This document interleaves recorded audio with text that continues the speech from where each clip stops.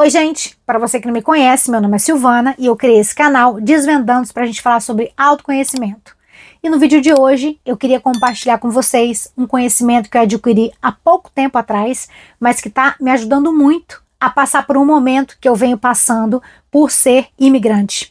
Para quem não sabe, eu moro na Inglaterra já há alguns anos, há uns bons anos, para falar bem a verdade, e tem sido, continua sendo uma experiência maravilhosa, experiência que eu vou indicar, mas com cautela.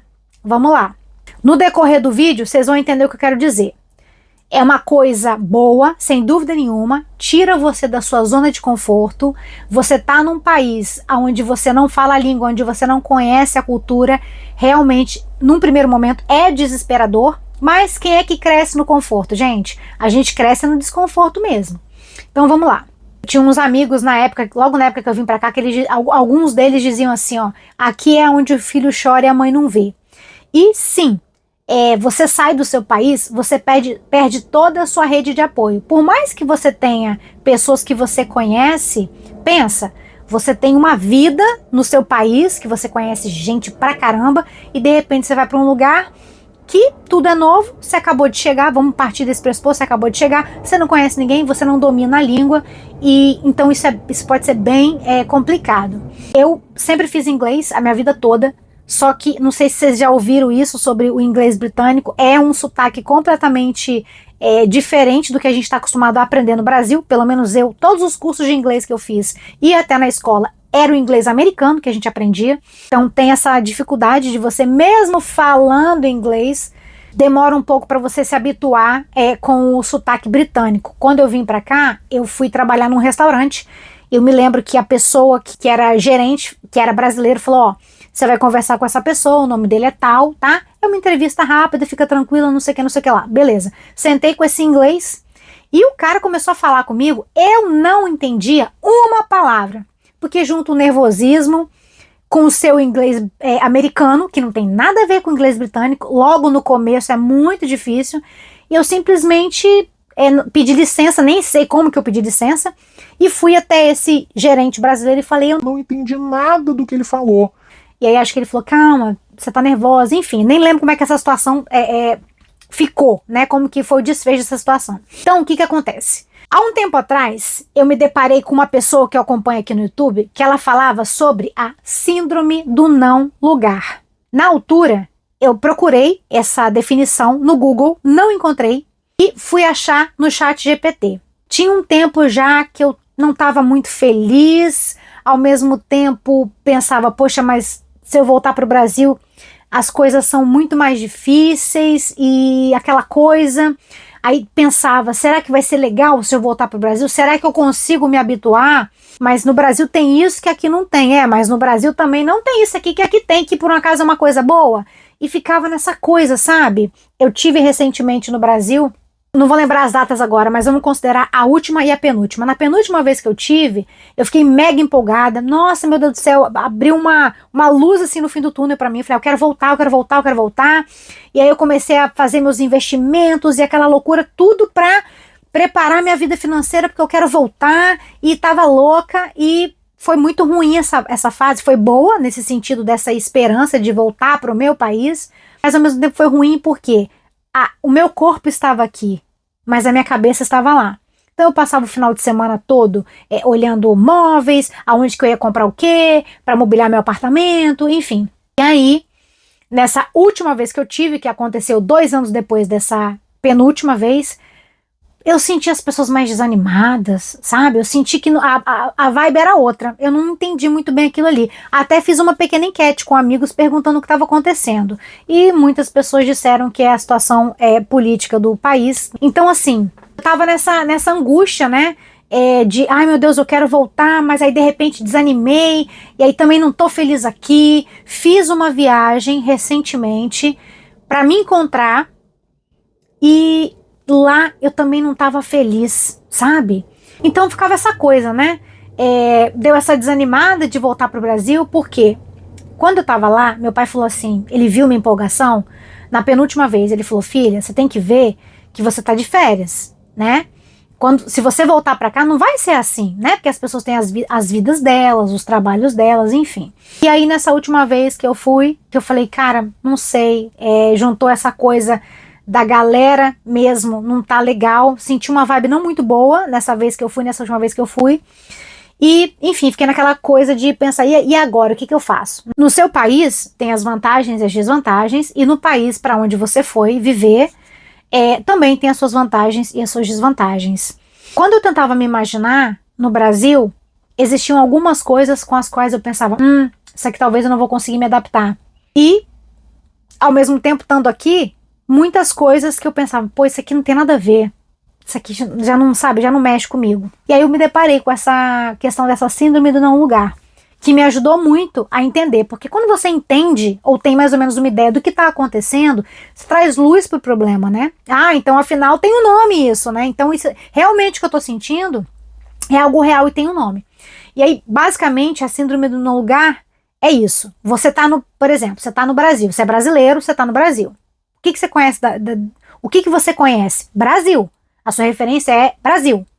Aí, de repente, você resolve mudar, seja para Portugal, Inglaterra, Estados Unidos, não interessa. De repente você resolve mudar. E aí você passa a conhecer uma outra cultura, aquele lugar passa a ser a sua casa, né? E, enfim, ao mesmo tempo, você tá num lugar, vamos dizer, igual no meu caso. Já tem muitos anos que eu tô aqui, eu sinto que isso aqui é a minha segunda casa, eu me sinto muito confortável aqui, mas não é a minha casa. O meu apartamento que eu comprei no Brasil. Porque lá que é a minha casa, em tese, certo? Estando aqui, eu já me sinto em casa, mas também não é a minha casa, porque eu não vim daqui.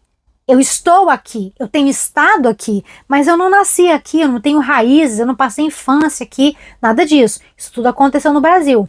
Só que quando eu vou no Brasil, já não é mais aquele Brasil que eu conhecia, aquele Brasil que eu deixei. E, portanto, eu também não me sinto completamente em casa, porque uma parte da minha vivência não foi lá. Síndrome do não lugar. Você está habituado ao país para onde você se mudou, mas não é a sua casa. E quando você volta para o seu país, onde você nasceu, onde você tem parentes, amigos de infância, também não é mais a sua casa. Por quê? Porque você foi embora e aquelas coisas que existiam quando você foi embora, elas já não existem mais, as pessoas estão diferentes e tudo mais. E no topo disso, para a gente concluir, acontece uma coisa que é impossível não acontecer. Você aprende uma outra cultura. Você tem aquele choque cultural, depois você vai se habituando, entendendo o porquê daquelas coisas. Vou dar um exemplo. As pessoas falam assim, os ingleses são frios. E aí, com a minha vivência, e eu também pensava isso. Só que com a minha vivência eu entendi que o quê? Como aqui é quase o ano todo frio, gente, o frio deixa você mais encolhido mesmo. Deixa você mais para dentro mesmo. Só que quando você conhece o inglês e tal, você vê que não é frio, é a cultura, é como o país dele fez ele ser. Quando é verão aqui, todo mundo saidinho. Por quê? Porque é próprio do calor você ter essa coisa de estar mais para fora. E é uma coisa que a gente vivencia muito como brasileiro, porque nosso país é muito quente, então a gente está sempre mais para fora. E é por isso que os gringos acham que o brasileiro é muito feliz, é muito alegre. Tudo bem, tem os motivos, a gente realmente é uma galera muito alegre, muito feliz, que bom, mas o calor, a temperatura contribui muito para isso.